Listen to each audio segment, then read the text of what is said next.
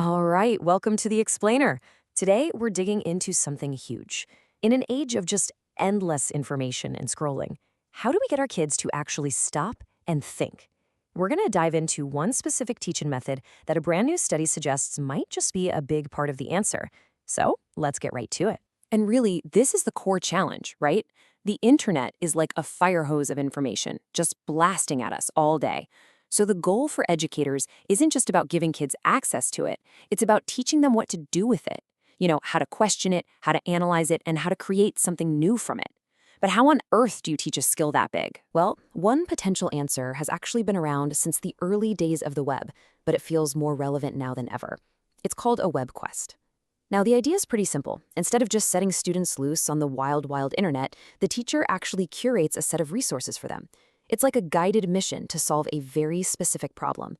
Think of it as structured exploration, a digital scavenger hunt with a real purpose. So how does it actually work? Well, every single web quest follows this same 6-step recipe. First, you've got the introduction. That's the hook to grab the student's interest with a real-world problem.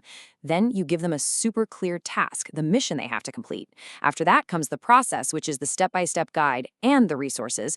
That's that curated list of websites and videos. See, it's not a random Google search. It's a carefully designed journey that ends with a clear assessment and a final conclusion to reflect on what they've learned. Every piece is there for a reason. Okay, so that's the theory. But does this thing actually work in a real-world classroom? To find out, we're going to crack open the case file on a brand new study that put the WebQuest method to the ultimate test. So, for our case file, we're heading to a secondary school in Bursa, Turkey. Our subjects?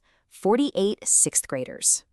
Researchers split them into two groups for an entire school year to see exactly how these different teaching methods would impact their skills. All right, here's the setup. The researchers split the class right down the middle. On one side, you had Team WebQuest, 23 students using this guided inquiry-based learning.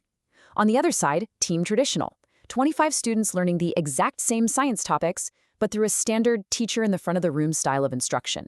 It's a perfect head-to-head showdown. Okay, round one. The first thing the researchers wanted to figure out was this. Does using a web quest actually change how students feel about technology? Can it turn a computer from just a toy into a serious tool?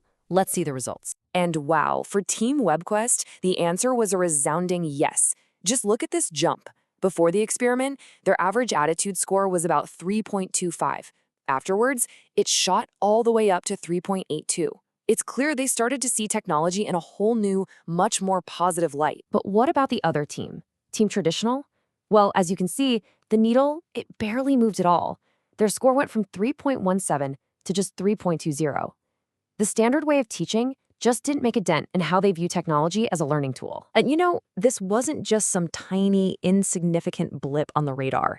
Researchers use this thing called effect size to measure how big of a deal an outcome really is. And an effect size of 0.77, well, in the world of research, that's huge. That is a big deal. It means the WebQuest method didn't just nudge their attitude, it caused a really powerful, significant shift. All right, so WebQuests are a big win for tech attitude. That's clear. But what about the main event, the big prize? Critical thinking? This is where the story gets really, really interesting. Okay, and this was probably the biggest shocker of the whole study. You'd probably expect the WebQuest group scores to leap up, right? But they just held steady. The real story is what happened to Team Traditional. Their critical thinking scores actually dropped, and significantly. So the real victory for WebQuest wasn't so much about gaining new ground, it was about holding the line. It acted like a shield, preventing that drop in critical thinking that the other groups saw. And if we zoom in and break critical thinking down into its parts, the picture gets even clearer. Team WebQuest had a massive edge in some really key areas, making inferences, interpreting information, and explaining their reasoning. Now, what's interesting is the one area where the traditional group came out ahead was self-regulation, which kind of makes sense, right? It's a more structured, follow-the-leader environment. But for those higher-level skills, for making sense of complex information, WebQuest was the undeniable winner. Data and charts tell one part of the story, but to really get it, you have to hear from the kids themselves. The researchers also talked to the students about their experience, and what they had to say is, well, it's pretty powerful. Listen to this. This right here, it just shows this massive shift in perspective. For some of these kids, this was the very first time a computer became a tool for school, not just a way to kill time online. You can practically see the light bulb switching on. The technology suddenly had a new, much more important purpose. And it goes beyond that. It wasn't just about abstract ideas. Learning how to build something real, something tangible like a PowerPoint presentation, had a direct impact on their self-confidence. They didn't just learn some science facts. They learned that they were capable, that they could create things. And this quote gets right to the heart of critical thinking. This student is talking about not just settling for the first answer they find. They're learning to think more flexibly, to realize that a problem might have more than one right answer. And that is a huge leap in how you approach, well, everything. Okay, so we've looked at the data, we've heard from the students. Let's bring it all together. What's the final verdict here in our investigation of the WebQuest method? Here's what you need to remember. First, WebQuests totally transform how students see technology. It becomes a valued tool, not just a toy. Second, they act as this powerful defense, a shield against the decline in critical thinking we sometimes see. Third, they specifically bulk up those really important skills like evaluation and explanation. And maybe most importantly, the whole experience leaves students feeling more capable, more confident, and definitely more curious. And all of this leaves us with one last really important thought.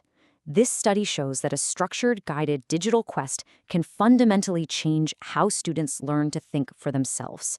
So if we know this works, the real question becomes, what's stopping every classroom from embarking on one? Thanks for digging into this with us on The Explainer.